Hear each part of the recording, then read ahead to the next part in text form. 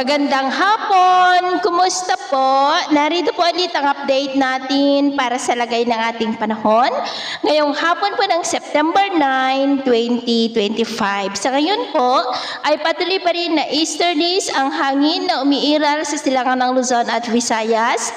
At sa silangan ng Mindanao po ay mayroong intertropical convergence zone na nabubuo. Ang ITCZ ay salubungan po yan ng dalawang magkaibang hangin na mula sa northern at southern hemisphere. At tinagurian rin po iyan na breeding ground ng mga sama ng panahon. At sa kasalukuyan po ay nakabubuo na ng kumpol ng kaulapan at hindi pa rin inaalis ang posibilidad na may sama ng panahon na mabubuo within that ITZZ bago mag-weekend at lalapit sa Mindanao o Visayas at ang development po niyan ang ating babantayan kung matutuloy o hindi. At ang susunod na bagyo ay tatawagin po sa local name na Bagyong Mirasol.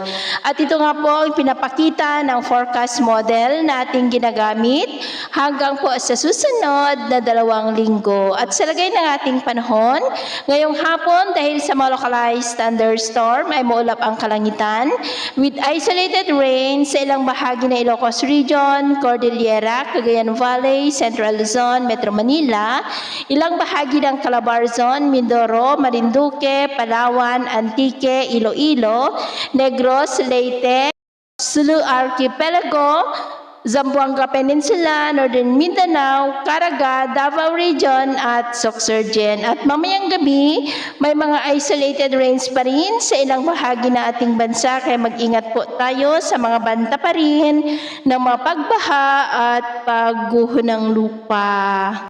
At sa atin naman pong mga baybayin, wala naman po tayong nakataas na namang gale warning signals, pero ba yung pag-ingat lamang po kung papalaot tayo para po mas makaiwas sa mga sakunang pangkaragatan.